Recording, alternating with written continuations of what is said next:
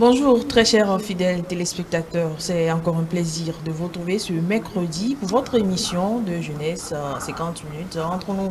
J'espère que vous portez bien. Ce matin, notre réflexion portera sur un phénomène qui persiste encore de nos jours malgré des multiples actions. Il s'agit du harcèlement en milieu scolaire.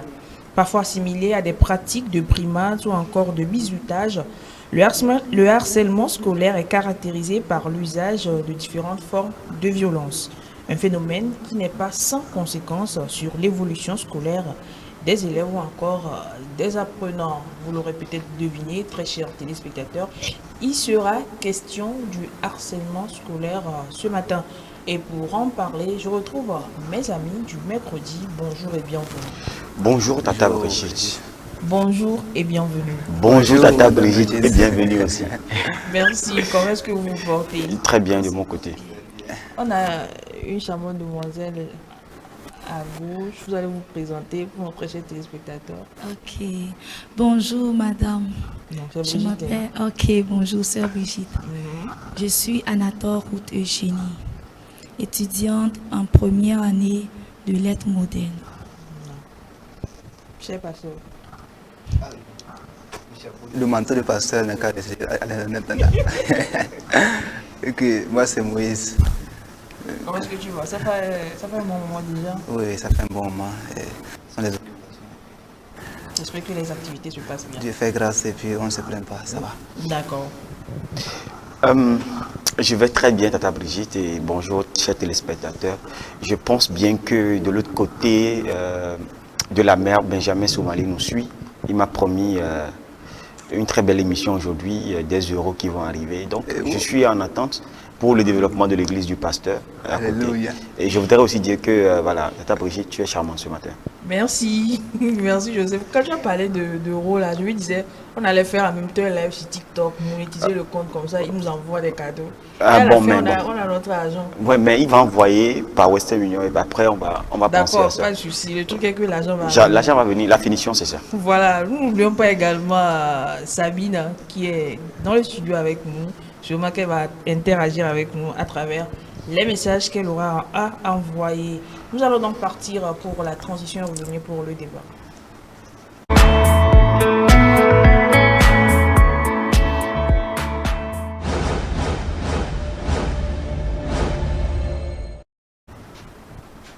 Le harcèlement scolaire, c'est le thème de ce matin. Je l'ai dit, il y a plusieurs actions, plusieurs initiatives qui ont été prises, mais le mal persiste. Joseph, pourquoi?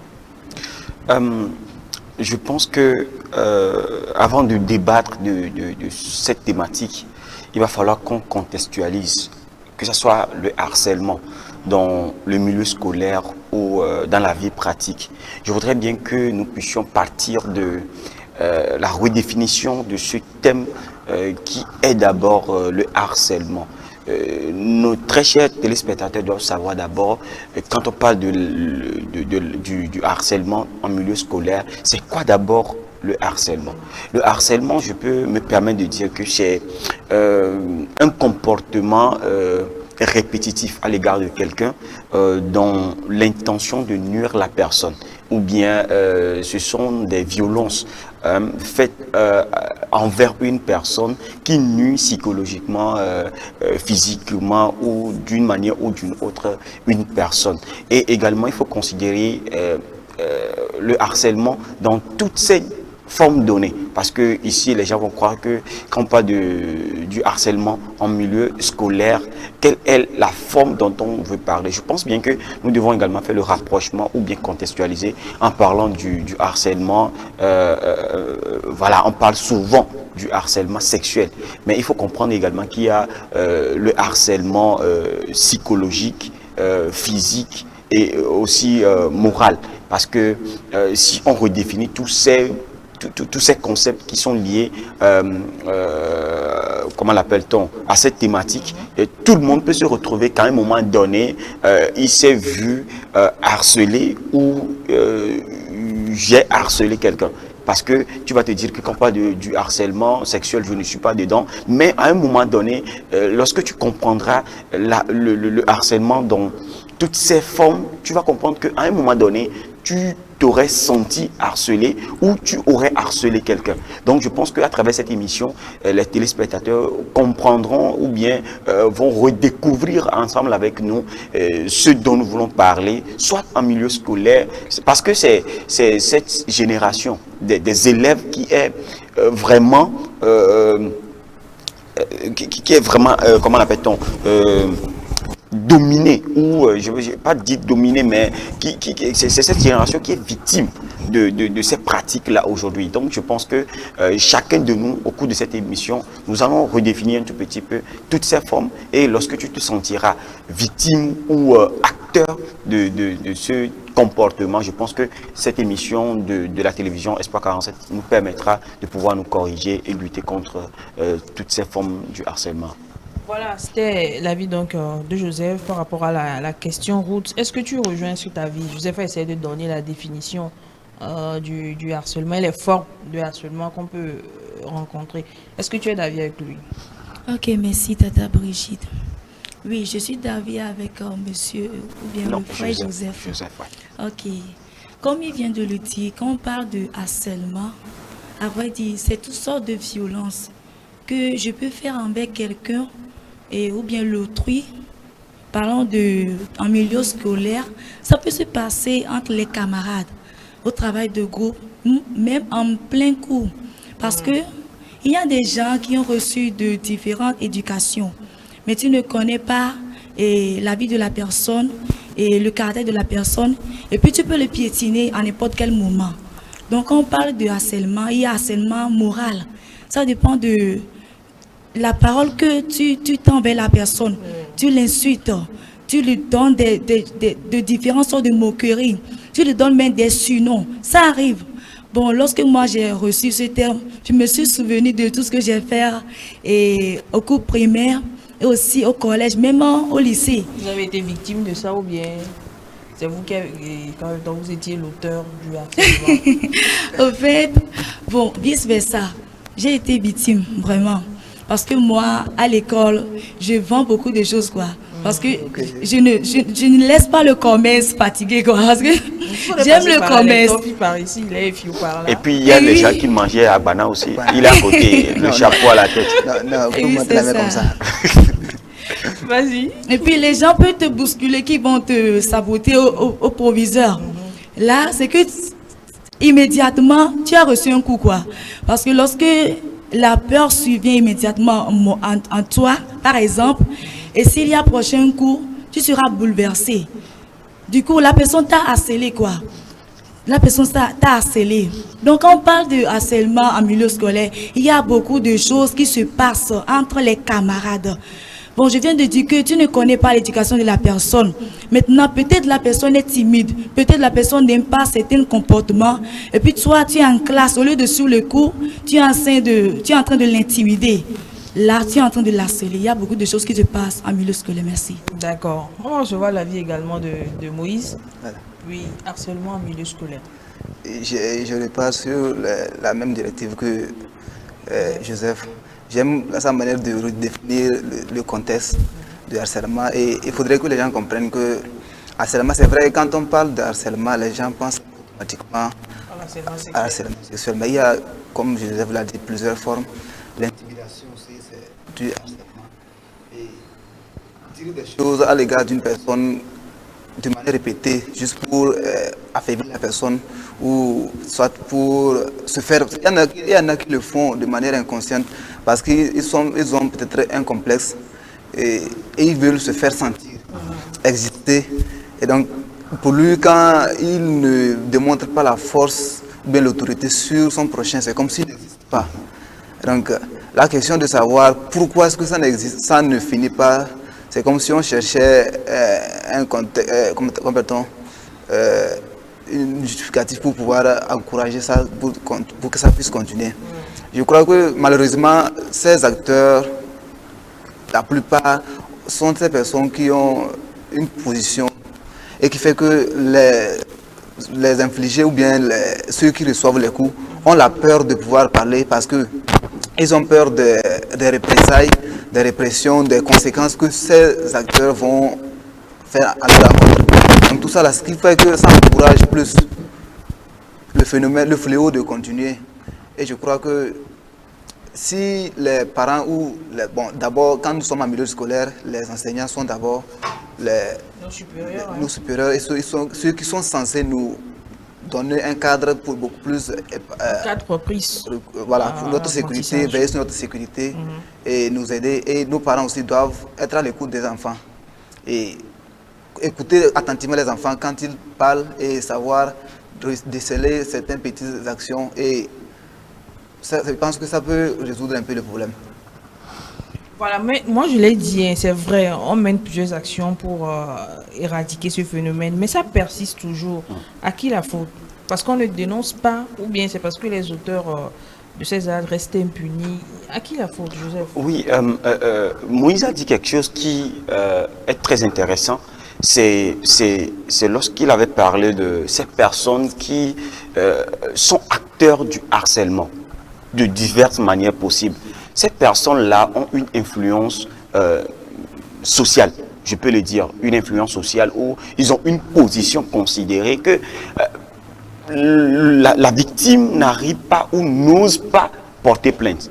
Vous voyez, excusez-moi, quand je vais parler du corps enseignant, qui à un moment donné aussi est acteur de ces, comment l'appelle-t-on, de ce genre, bien de toute forme du harcèlement sur les élèves. Et également, ces élèves dont les parents sont influents dans l'école, dans les écoles privées, je vais taire les noms, qui d'une manière, ces élèves également harcèlent, intimident l'enseignant, et l'enseignant également n'a pas ce courage, cette audace de pouvoir porter plainte. Vous voyez, c'est ce qui fait que ça continue toujours, ce flot continue. D'une autre manière, la deuxième façon dont on voit ce flot continuer, c'est lorsque je suis intimidé, je suis harcelé, mais je ne sais pas que je suis harcelé. Vous voyez un tout petit peu, je suis harcelé, mais je ne sais pas que cette insulte à mon égard, ces brimades à mon égard sont des formes du harcèlement qui sont à mon égard, et donc je dois riposter, je dois porter plainte. Parce que c'est aussi là, quand la personne le fait envers toi, mais tu ne sais pas vraiment que c'est du harcèlement, et donc on peut dire qu'il y a une loi dans cette école, lorsque vous êtes senti harcelé, porter plainte et tout. Mais est-ce que je ne sais pas que ce que Ruth est en train de me faire, c'est du harcèlement? Comment je peux porter plainte? Je ne pourrais pas, je ne pourrais même pas définir quelle sorte d'harcèlement ou du harcèlement Ruth est en train de porter à mon égard jusqu'à ce que je porte plainte. Ça également, c'est le deuxième aspect. Le troisième aspect, c'est lorsque Ruth ou bien Moïse m'harcèle sans que je le sache, je ne le sache. C'est juste un exemple, Moïse. C'est juste un exemple. Ou bien c'est lorsque je suis en train d'harceler Moïse ou Ruth sans que ces deux personnes ne le sachent. Vous voyez un tout petit peu, dans ce troisième contexte, je suis l'auteur du harcèlement, mais les victimes ne se rendent pas compte de ce qui leur arrive. Vous voyez un tout petit peu. Donc les victimes ne le savent pas. Moi également, je ne sais pas que ce que j'ai donné comme surnom, cette insulte, ces mots lancés, ces vannes lancées en classe, sont des mots ou bien sont une forme de harcèlement verbal par exemple. Donc ce qui voudrait dire que ces trois contextes ou bien ces trois situations permettent, encouragent toujours ce flot de continuer. Les acteurs qui ont une position très élevée dans la société, influents dans la société, et donc les victimes ne pourront porter plainte. La victime ne sait même pas qu'elle est harcelée. L'acteur également ne sait pas que cette action menée est un genre du harcèlement envers la victime également. Voilà, avant de poursuivre le débat, nous allons lire quelques réactions par rapport au thème de ce matin. D'abord, Sabine qui nous dit l'harcèlement en milieu scolaire est un phénomène grave qui touche de nombreux élèves et de la maternelle au lycée. Il se définit comme une violence répétée, qu'elle soit physique, verbale, psychologique ou en ligne, exercée par un ou plusieurs élèves envers un autre et d'autres figures proches. Ce comportement peut avoir de lourdes conséquences sur la victime, tant sur le plan scolaire que psychologique. Alors, Benjamin qui renchérit, le harcèlement est une arme qui torture les apprenants et il urge de prévoir des sanctions disciplinaires à propos des règlements intérieurs des établissements scolaires. Bravo au ministère qui a mis le 8250 comme numéro vert pour recueillir les plaintes, témoignages et autres. Les élèves doivent être sensibilisés pour tuer ce mal depuis la racine. Alors, Joseph, ton homonyme qui dit « Je partage voilà, le point de vue de Sabine, mais il est à souligner que ce phénomène ne concerne pas uniquement les élèves, mais tous les acteurs de l'éducation, les proviseurs, les directeurs, les censeurs et les enseignants. » Bonjour Brigitte et tout le plateau. Voilà quelques réactions en interne. Oui, je voudrais également renchérir sur l'intervention comment l'appelle-t-on, Sabine qui a parlé tantôt du harcèlement psychologique. Cela également, les gens le font, et moi je l'ai découvert. J'ai fait cette découverte dans un lycée international où le fait même de dire à un élève reste debout parce que tu n'as pas fait l'exercice, le temps de contrôler les autres qui ont dit qu'ils ont fait leur exercice est une forme du harcèlement. Ça, c'est harceler. C'est pas une punition, c'est du harcèlement. C'est du harcèlement parce que c'est comme si l'élève est mis en isolation. En isolement, autant pour moi. En isolement. Donc, l'élève est écarté d'un nombre donné, c'est-à-dire du groupe d'élèves. Donc, le fait de le mettre debout, c'est que tous les regards sont fixé sur cet élève et donc il est dans la classe, mais comme il est dans une catégorie donnée, dans un groupe donné, donc il s'est senti déjà psychologiquement affecté. Donc quand on m'a appris, quand on m'appelait, dit oui monsieur, c'est du harcèlement psychologique. Donc à propos de ce thème, lorsque j'ai vu également le thème, je me suis dit voilà, des rumeurs également sur un élève, tout ça là, ça rentre également dans les catégories du harcèlement. J'aime bien ça. Je ne sais pas si c'est lui qui a renchéri pour dire que ce n'est pas seulement que les élèves qui subissent. C'est Joseph. Oui, c'est Joseph. Ce n'est pas seulement que les élèves qui subissent ça. C'est tous les acteurs. Que ce soit les enseignants, oui. les cadres d'école, tous aussi subissent oui. d'une manière ou d'une autre, puisqu'ils n'arrivent pas à le dire. Oui. Et aussi, c'est parce que quand vous le dites, vous n'avez peut-être pas les preuves.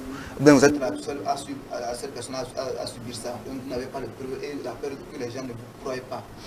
Fait que les gens ne le disent pas. Sinon, tous les secteurs vivent ça quand même. Oui, en fait, c'est ce que je disais. Que ce soit les enseignants qui subissent ça de la part des élèves, dont les parents sont influents dans l'école, surtout dans les écoles privées. Vous voyez un tout petit peu. Également entre les collègues, ça se passe. Même sur du fondateur de l'école aux enseignants. Ça se passe. Du directeur, ça se passe. En fait, on ne comprend pas que ce sont des formes de chantage. Si tu ne fais pas attention, je vais te sanctionner. Pour quelle raison? Ça, c'est du harcèlement. C'est moralement, tu es en train de me déstabiliser. Même si j'ai envie de faire bien les trucs, voulant faire trop bien pour que tu ne me sanctionnes pas ou tu ne me, comment l'appelle-t-on, que tu ne me licencies pas, je vais rentrer dans les bévues. Donc, c'est du harcèlement psychologique. Vous voyez un tout petit peu. Donc, ça se passe dans tous les cas. Souvent, ce qu'on considère, et surtout en milieu scolaire, c'est que les enseignants ou le corps des enseignants font ça sur les élèves. Et on ignore également, entre les élèves également, ça se passe. Alors, je sais, à partir de l'exemple que tu viens de donner, d'un élève, par exemple, qui n'a pas fait son devoir et qu'il est tenu de rester debout, et peut-être le surveillant qui chaque fois dit, si tu ne fais pas ça, je vais te punir et tout ça. Alors, comment faire ce distinguo-là entre, nous sommes dans une forme de harcèlement et la punition, voilà, justement. Je vais d'abord aller chez Ruth avant de venir. Ok, merci beaucoup. Moi, sur ce point, je peux dire que les surveillants et nos professeurs, ils connaissent les types d'élèves que nous sommes. Il y a des élèves qui sont des gens sérieux et d'autres qui sont des bavards. Récalcitrants. Donc, bon, voilà, récalcitrants. Donc, ils savent quelle punition donner à ce type de personnes. Parce qu'on dit souvent que nous sommes en Afrique, les nègres. Bon, tu peux dire, tu peux essayer de chérir un élève, de le parler, en train de le parler doucement, mais dans le cœur de l'élève, là, tu ne connais pas son éducation. C'est pour cela que des fois, ils arrivent à exagérer les punitions. Donc, je peux dire que selon eux, ce n'est pas une sorte d'harcèlement, mais il faut dire que il faut taper ou bien frapper la partie et qui va faire mal à la personne, et là, il ne va jamais oublier sa faute. Voilà ce que je peux dire. Donc je me dis que c'est pas question d'harcèlement, mais ils sont en train de le s'enseigner. C'est ce qu'ils méritent. Donc demain, il saura comment se corriger. Oui, en fait, ce que je voulais dire, elle a parlé d'un point qui rentre dans mon exemple que j'ai donné, c'est quel type d'élève peut dire que ça, c'est du harcèlement. Ah ouais, je l'ai fait à peut-être 5 ici élèves, mais un seul a porté plainte. Parce que c'est de l'Occident. L'élève occidental se dit que se mettre debout, puisque c'est une école internationale, c'est du harcèlement. Mais les autres ont trouvé ça normal.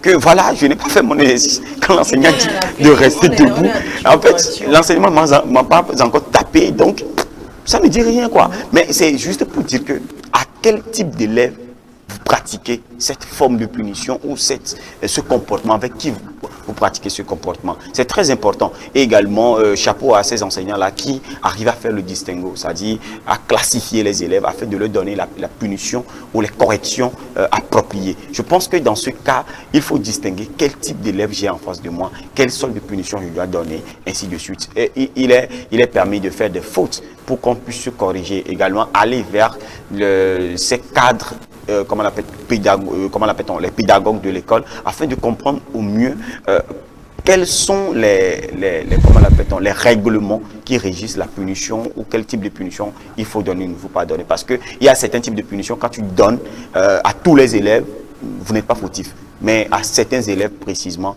vous avez, vous serez sanctionné. Parce qu'il y a des types d'élèves, des élèves à besoins particuliers, dont ils n'ont pas la même capacité d'assimilation de connaissances comme les autres, et donc vous ne devez pas les punir, les évaluer comme les autres. Donc c'est également tous ces éléments-là à mettre dans le panier, à considérer avant de pouvoir procéder à ces genres de comportements. Voilà, nous allons poursuivre encore l'émission en lisant quelques réactions, celle de Alfred, qui dit: le harcèlement en milieu scolaire est une violence répétée subie par un élève souvent isolé de la part d'un ou plusieurs camarades. Il peut être verbal, physique, psychologique ou en ligne. Les causes sont variées: rejet de la différence, recherche de pouvoir, influence du groupe ou manque d'éducation au respect. Les harceleurs agissent souvent par imitation, frustration ou besoin de dominer.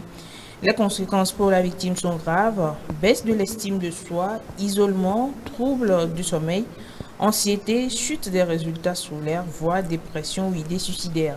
Cela perturbe aussi le climat scolaire et peut affecter durablement le développement de l'enfant. La lutte contre le harcèlement nécessite l'implication des enseignants, des parents, des élèves et des autorités scolaires pour prévenir, détecter et agir.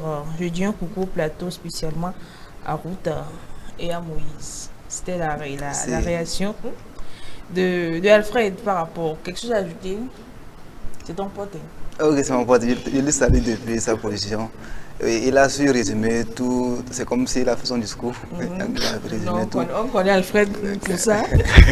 Et vraiment parlant, quand moi je reviens sur le point de comment est-ce qu'il faut éviter ça précisément, parce que c'est le point essentiel. Et le fléau existe et est récurrent parce que, je l'ai dit tantôt, la plupart ont peur de dénoncer, même s'ils vivent ça. Et c'est le lieu de faire appel à des responsables. D'abord sensibiliser les élèves sur ces formes d'harcèlement. Et parce qu'il faut connaître la chose, l'accepter qu'elle existe avant de pouvoir l'éviter. Donc il y en a qui ne le savent pas, c'est pourquoi ils le pratiquent. Il y en a qui ne le savent pas, c'est pourquoi ils le subissent. Donc si tout le monde est sensibilisé et a une idée de ce que c'est que le harcèlement en milieu scolaire et connaissent toutes ces formes, je crois que ça peut aider pour éviter ça. Et aussi aux parents de pouvoir écouter attentivement les enfants. Je l'ai dit aussi, il faut écouter les enfants.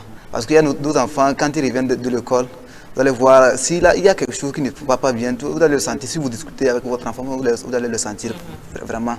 Et il faut aussi écouter, croire aux gens. Quand quelqu'un te dit que j'ai subi telle chose, prendre le temps de l'écouter et de savoir ce qui s'est passé réellement, que de vouloir commencer par se moquer de la personne ou commencer par se justifier. Malheureusement, ce qui se passe avec le harcèlement, c'est que quand ça se passe, la plupart sont du côté du harceleur et ils trouvent un justificatif pour dire que tu as subi ça parce que tu es comme ça. Et c'est ce que moi je refuse, qu'on trouve une explication pour ça. Parce que quelqu'un a subi un harcèlement, par exemple une fille a subi un harcèlement parce qu'elle s'est mal habillée, ce n'est pas une raison. C'est pas une raison. Quelqu'un a subi un harcèlement parce qu'il est timide, ce n'est pas une raison. C'est pas une raison, oui. Donc il faudrait que les gens prennent conscience et soient beaucoup plus responsables de leurs actes. Et je pense que ça peut aller. Oui, sur la question de punition et de harcèlement, Sabine revient. Hein. Elle dit punition a pour but de corriger un comportement inapproprié, d'éduquer ou de maintenir une règle. Elle est censée être justifiée et bénéfique à long terme. Alors, harcèlement vise à blesser, rabaisser, humilier ou contrôler une personne. L'intention est souvent malveillante ou négligente. Voilà, c'était le distinguo entre la punition et le harcèlement. Alors, on va poursuivre le débat. Il faut dire qu'il y a une loi, l'Assemblée nationale avait voté une loi en 2022 portant sur la protection des apprenants, que ce soit les élèves ou encore en milieu professionnel, surtout sur le harcèlement sexuel. Alors aujourd'hui, avec, c'est vrai, il y a cette loi, mais le problème, il est toujours là, Joseph. Oui, que ce soit en milieu scolaire ou dans le domaine professionnel, dans la vie de tous les jours, il y a toujours ces formes-là. Je pense que c'est déplorable qu'il y ait toujours une minorité de personnes qui pensent détenir tout le pouvoir et pensent qu'ils peuvent agir, pensent qu'ils peuvent faire tout ce qui est bon pour eux, ou bien tout ce qui est bon semble bon pour eux. En fait, si je donne un exemple, là où moi je travaille, c'est le harcèlement est banni ou dénoncé dans toutes ses formes. Que je me sente harcelé par qui que ce soit dans mon boulot, il peut y avoir une personne lambda qui porte plainte à ma place. Il suffit que cette personne sente que ça agit sur ma performance en tant que travailleur, il peut porter plainte. Et toi, tu seras interpellé parce que tu as fait ceci sans savoir qui t'a dénoncé. C'est ce qui est très bien. En fait, il faut... Moïse l'a dit. Souvent, quand je dis à quelqu'un que je me suis senti harcelé par telle personne, il va dire que non, toi tu es garçon, non. Il faut te montrer. Non, en fait, c'est ce qui fait que moi, par exemple, quand je sens l'effet, le dire à quelqu'un, je suis affaibli par le regard de l'autre. Ou je me sentirai plus harcelé lorsque je vais dire ça à la personne. Parce que ça va devenir un sujet de rumeur, de moquerie, un sujet de... je ne sais pas, de raillerie, de n'importe quoi. Donc, ça fait que ça n'arrive toujours pas à s'arrêter. Ça n'arrive toujours pas. Parce que si je me sens harcelé et mon salaire, ma paye, mon gagne-pain dépend de cette personne qui me fait ça, je me demande, si je dénonce ça, où est-ce que je vais trouver encore à manger? Parce que cette personne-là se sent plus supérieure et dans l'intimidation, se sent vraiment supérieure, donneur de pain, de vie. Donc, ça passe. Et toi aussi, tu es intimidé parce que tu te dis que lorsque je vais dénoncer cette personne, où est-ce que je vais trouver? Alors, allons-y comme ça. Une fois que moi je trouve à manger, on s'en fout. Même dans les couples, ça se passe comme ça. Il y a de l'intimidation. Toute forme d'intimidation, il y a cette discrimination, il y a ces genres de comportements qui entrent dans les formes du harcèlement. Franchement, c'est un fléau qui gangrène la société et depuis le bas âge... Alfred, comment l'appelle-t-on? Oui, Moïse l'a dit et les autres également l'ont dit. Il va falloir qu'on prenne conscience de l'existence du harcèlement. Il faut qu'on prenne conscience de l'existence. Il y a également cette forme dont sur les réseaux aujourd'hui, on se sent harcelé, des statuts visés qu'on fait, des messages visés qu'on fait qu'on envoie dans les groupes WhatsApp et ces gens également est fait. C'est-à-dire tout ce qu'on appelle harcèlement est rentré maintenant dans le domaine numérique où on se sent, quand on envoie le message, on envoie le message dans le groupe, toi-même tu sais que c'est toi et tout le monde sait que c'est toi sans dire ton nom. Et tu es bribé, tu te recoquevilles sur toi-même, tu n'envoies plus de messages dans le groupe et ta participation est passive dans le groupe. Donc, je pense qu'on doit considérer, on doit comprendre l'existence. Alors, c'est un appel lancé à tous ces parents, à tous ces éducateurs, de conscientiser un tant soit peu dans l'enseignement de l'éducation civique et morale, les élèves sur l'existence du fléau, de l'impact que cela peut avoir sur une personne victime et également des manières dont on peut procéder. Parce que quand je sais ce que ça peut avoir sur moi lorsque je me sens harcelé, c'est la même chose que l'autre aussi va sentir. Et donc la Bible a dit, permettez de le dire, ne faites pas à l'autre ce que vous ne voulez pas qu'on vous fasse. Alors je ne voudrais pas que Sabine soit opprimée, se sente harcelée. Donc je ne vais pas lui faire cela. Et donc je m'attends qu'elle ne me fasse pas la même chose. Donc je pense que c'est un comportement, une éducation à donner aux enfants à la maison. Et également, les éducateurs vont prendre le relais de continuer dans les écoles afin qu'on conscientise la jeunesse sur l'existence pour pouvoir viser, bannir ce comportement dans la société. Voilà, Joseph a donné des pistes de solutions déjà pour essayer d'éradiquer un tant soit peu ce phénomène. Roots, quelque chose à ajouter? Ok, bon, pour aller encore au plus profond du débat, je vais soulever un point. Parce que quand on parle de harcèlement entre deux personnes ou bien plusieurs personnes, je peux dire que c'est la cause de l'immaturité. Parce que si vraiment tu es mature, il y a certaines choses que tu ne peux pas faire. Ou bien si vraiment tu te sens que tu es responsable, tu as des objectifs à atteindre, c'est que tu réfléchis bien, il y a des choses que tu ne vas pas te permettre de faire. Parce que tu vas te dire que je n'ai pas ce temps-là. Parce que si vraiment tu es immature, tu vas aller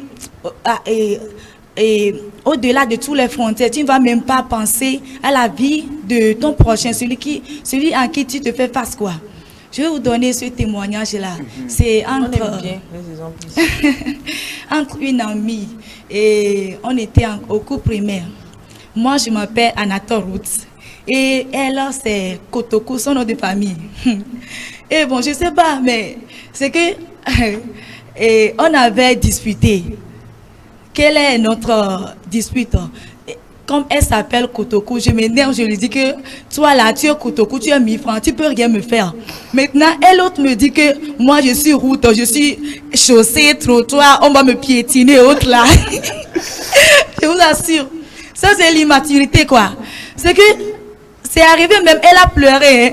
Et moi aussi, je grondais, je criais. On a même sorti de l'école. Mais sur la route même, tu vas même pas savoir, quoi. Je suis rentrée à la maison, comme je suis proche de l'école. Et puis, elle aussi est rentrée. Elle est en train de dire à ma mère que je suis en train de l'embêter. Que son nom, c'est le nom de son père, c'est le nom de son grand-père. Je suis en train d'insulter toute sa famille, que c'est moi qui ai tort, quoi. Et moi aussi, je dis que maman, elle m'a appelé route, que je suis chaussée, autre là. Je vous assure, ça c'est l'immaturité. C'est que, arrivé un moment, si vraiment tu es mature, il y a des choses que tu ne dois pas faire. Mais aujourd'hui, là, nous sommes devenus des amis. Hein? Quand on se souvient de ces choses, c'est qu'on rigole, quoi. Bon, je veux dire qu'il faut être mature. Partout on va y aller, quoi. Même comme on dit on le remarque aujourd'hui sur les réseaux sociaux, si vraiment ces gens sont des responsables, ils ont une vision, ils ont un objectif à atteindre, ils ne vont pas se permettre à ces genres de choses-là. Donc, merci. Alors, oui, je pense que Tata Brigitte va nous faire honneur de la lecture de ce témoignage envoyé par un être très cher et intime, qui a vécu aussi une forme du harcèlement. Alors, le témoignage dit l'importance d'être assuré en milieu scolaire. Être assuré en milieu scolaire ne signifie pas seulement être couvert en cas d'accident physique. Cela englobe aussi la protection face aux situations délicates ou aux comportements inappropriés qui peuvent survenir même de la part de personnes en position d'autorité. J'ai personnellement vécu une expérience difficile. Un de mes professeurs a eu un comportement déplacé à mon égard. Il m'a dragué, ce que j'ai refusé. À partir de ce moment, la situation est devenue compliquée pour moi. J'ai senti un changement dans son attitude. Il me mettait mal à l'aise, me traitait différemment et j'ai commencé à redouter ses cours. Je ne savais pas à qui en parler ni comment faire respecter mes droits. C'est dans ce genre de situation que le fait d'être assuré, soutenu et bien informé prend tout son sens. Il est essentiel que les établissements scolaires garantissent un cadre sécurisé où chaque élève peut se sentir protégé, écouté et respecté. Il est tout aussi important de sensibiliser les élèves à leurs droits, à la notion de consentement et à l'importance de signaler tout comportement abusif. C'était donc un témoignage, hein. Ouais. C'est une victime Oui. de harcèlement en milieu scolaire. Moi, j'aimerais revenir sur le cas de l'exemple de Joseph, sur les types de punitions vis-à-vis des élèves. Vous savez que la ligne est facilement très franchissable. Et il faut vraiment faire attention entre la punition parce que tu n'as pas fait un devoir et le fait de se venger. Ce qui revient le cas d'un enseignant qui se trouve malheureusement, ils faussent leur mission et par orgueil ou par désir de se satisfaire son égoïsme. Et ils infligent les conséquences aux élèves parce qu'ils ont refusé leur avance. Et ce qui est malheureux, parce que ce n'est pas la mission principale de l'enseignant en face de l'élève, c'est de le former d'abord, de l'encadrer et de donner une bonne leçon. Et que lui se trouve malheureusement cette personne qui donne un mauvais exemple à cet élève. Et il y a plusieurs élèves comme ça qui subissent ça dans le silence. Ce n'est pas seulement que la gente féminine, il y en a les garçons qui subissent ça. Mais jusque quand tu vas en parler, par exemple, quand tu vas vouloir en parler, tu n'as pas de preuves. Parce qu'il peut nier, mais tu n'as pas de preuves pour appuyer ce que tu dis. Peut-être que si c'est bon, maintenant c'est possible parce que peut-être qu'il t'aurait écrit et que tu auras peut-être les preuves. Mais à l'époque, tu n'as pas les preuves pour pouvoir justifier ce que tu vis. Et tu es la seule personne à subir ça. Et quand tu vas vouloir en parler, les gens vont se moquer de toi, les gens vont prendre position et tout ça là. Donc ce qui fait que la plupart se taisent et vivent ça. Il y en a même qui abandonnent les classes juste à cause de ça. Ils changent d'école. On a vu beaucoup de personnes qui ont changé plusieurs écoles à cause de ça. Et même qui ont abandonné. Il y en a même qui vont plus même se donner la mort parce que ne pouvant pas supporter la situation, ils se disent que c'est la meilleure façon de se libérer. Donc c'est malheureux. Vraiment. Alors Joseph, quelque chose à dire par rapport au témoignage qu'on a eu avec Oui.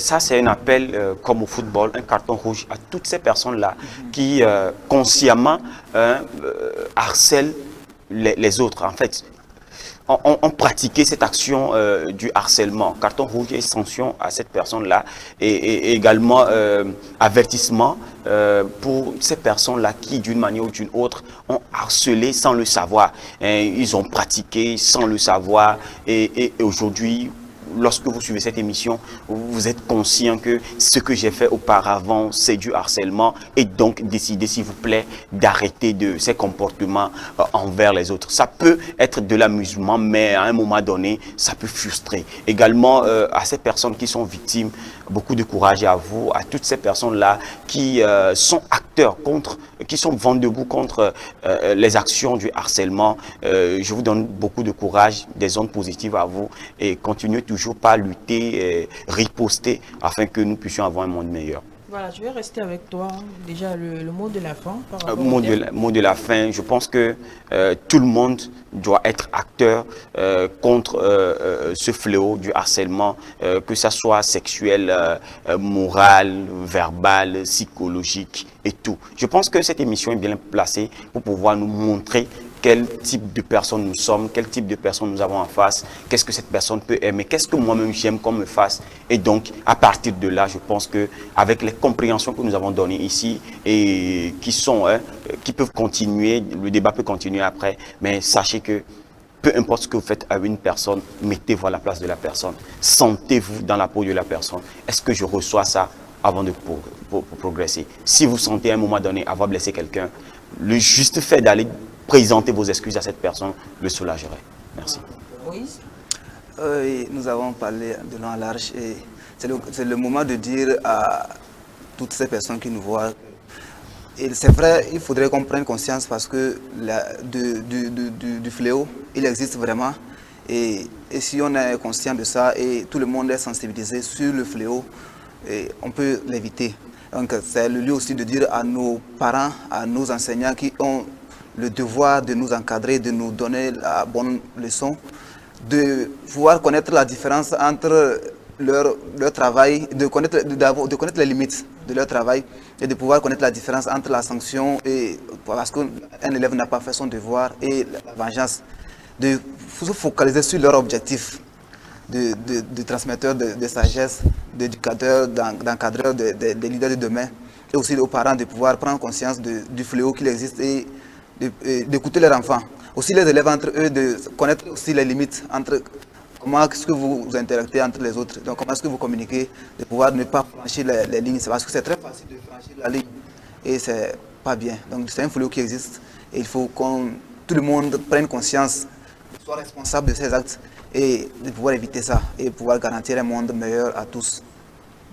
Merci. Merci. Moi, je peux dire qu'il faut être aussi compatissant. Parce qu'avant de poser un acte envers son prochain, il faut te mettre à la place de l'autre. Que la personne soit pauvre ou riche, il ne faut pas le mépriser. La compassion est très importante. Merci. Voilà, le message est passé. Il était donc question de harcèlement scolaire. Nous ne cesserons de le dire sur ce plateau. Nous allons dénoncer, continuer par sensibiliser. Et je crois que dans les années à venir, les choses vont bouger réellement. Nous allons donc partir pour la dernière rubrique de cette émission, Top secret de la langue de Molière.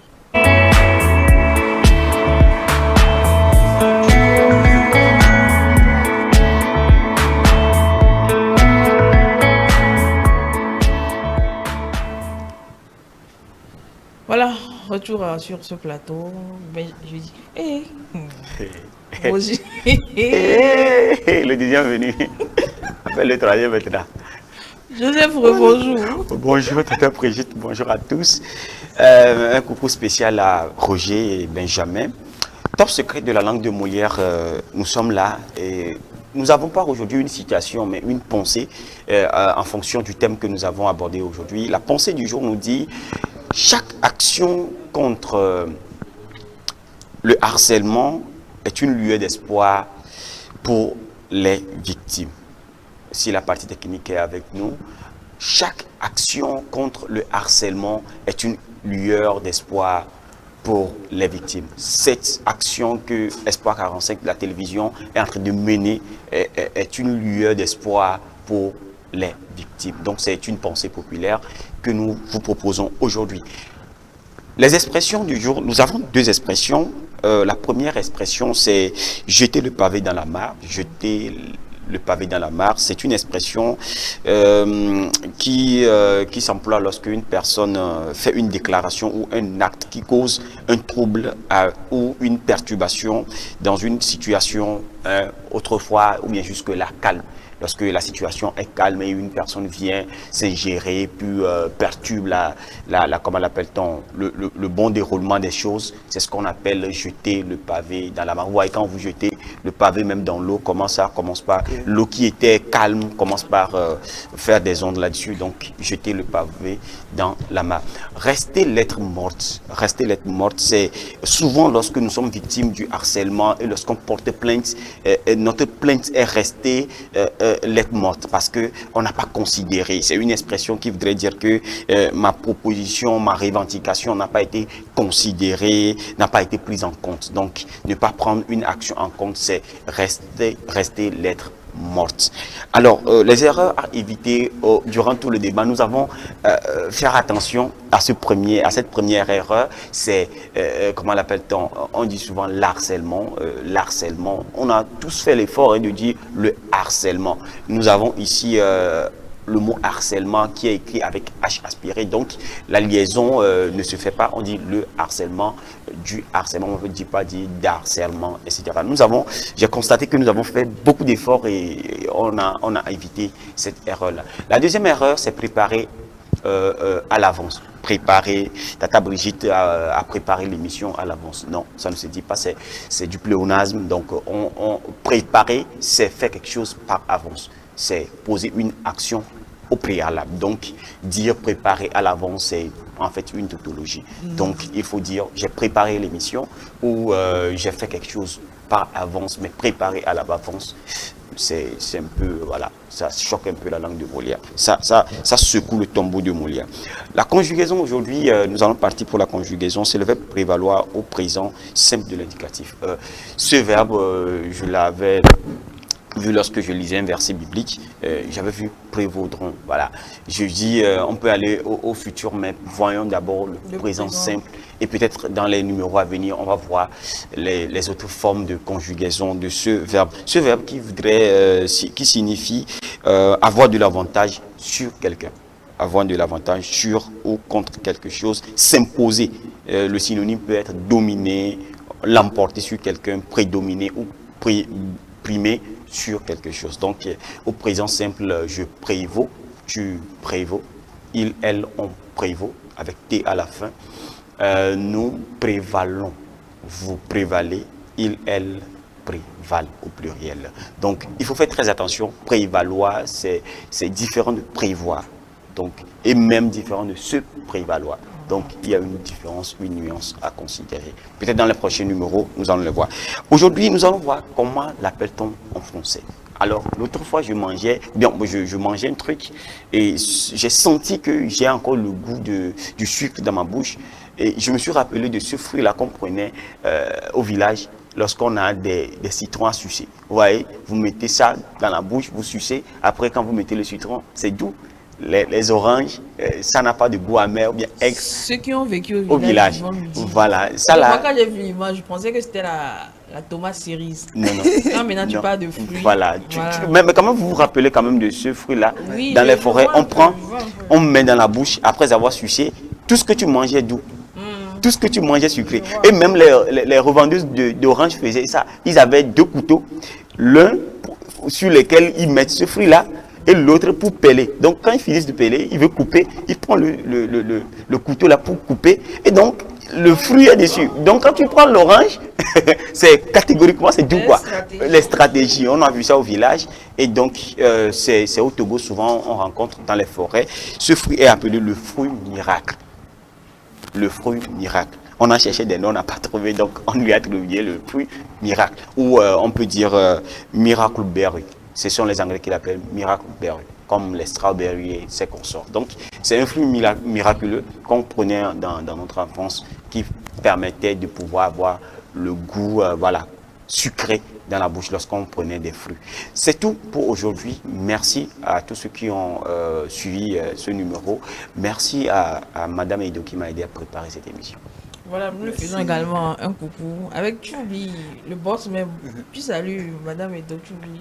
Non, c'est la boss. C'est la boss également, voilà, avec la complicité de Elisheba, ma petite et adorable fille. Voilà, merci à toi, merci Joseph. À Molière. Merci également à Moïse, à Ruth. N'oublions pas Sabine de l'autre côté. On dit également merci à toute l'équipe technique qui nous a aidé à réaliser ce numéro. Nous n'oublions pas, vous très chers téléspectateurs, de nous avoir suivis. On va se dire donc au revoir et à mercredi prochain. Je vous demande merci.